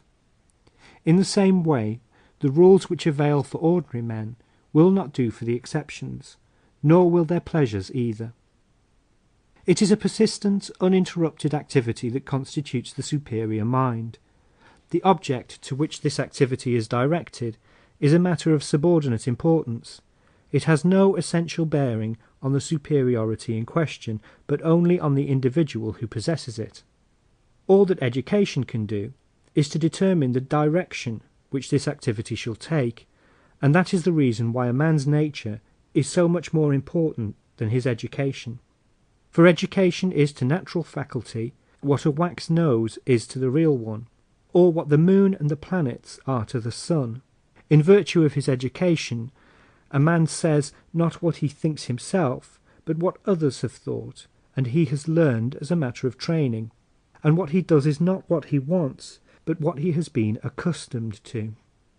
The lower animals perform many intelligent functions much better than man. For instance, the finding of their way back to the place from which they came, the recognition of individuals, and so on. In the same way, there are many occasions in real life to which the genius is incomparably less equal and fitted than the ordinary man. Nay, more, just as animals never commit a folly in the strict sense of the word, so the average man is not exposed to folly in the same degree as the genius. The average man is wholly relegated to the sphere of being. The genius, on the other hand, lives and moves chiefly in the sphere of knowledge. This gives rise to a twofold distinction. In the first place, a man can be one thing only, but he may know countless things, and thereby to some extent identify himself with them, by participating in what Spinoza calls their esse objectivum. In the second place, the world, as I have elsewhere observed, is fine enough in appearance, but in reality dreadful, for torment is the condition of all life. It follows from the first of these distinctions that the life of the average man is essentially one of the greatest boredom, and thus we see the rich warring against boredom with as much effort and as little respite as fall to the poor in their struggle with need and adversity. And from the second of them, it follows that the life of the average man is overspread with a dull, turbid, uniform gravity, whilst the brow of genius glows with mirth of a unique character, which, although he has sorrows of his own more poignant than those of the average man, nevertheless breaks out afresh, like the sun through clouds. It is when the genius is overtaken by an affliction which affects others as well as himself, that this quality in him is most in evidence, for then he is seen to be like man, who alone can laugh, in comparison with the beast of the field, which lives out its life grave and dull. It is the curse of the genius that in the same measure in which others think him great and worthy of admiration, he thinks them small and miserable creatures. His whole life he has to suppress this opinion, and, as a rule, they suppress theirs as well. Meanwhile, he is condemned to live in a bleak world, where he meets no equal, as it were an island where there are no inhabitants but monkeys and parrots. Moreover, he is always troubled by the illusion that from a distance a monkey looks like a man. Vulgar people take a huge delight in the faults and follies of great men, and great men are equally annoyed at being thus reminded of their kinship with them. The real dignity of a man of genius or great intellect, the trait which raises him over others and makes him worthy of respect, is at bottom the fact that the only unsullied and innocent part of human nature, namely the intellect, has the upper hand in him, and prevails, whereas in the other there is nothing but sinful will, and just as much intellect as is requisite for guiding his steps. Rarely any more, very often somewhat less, and of what use is it? It seems to me that genius might have its root in a certain perfection and vividness of the memory, as it stretches back over the events of past life. For it is only by dint of memory, which makes our life in the strict sense a complete whole, that we attain a more profound and comprehensive understanding of it. End of The Art of Controversy.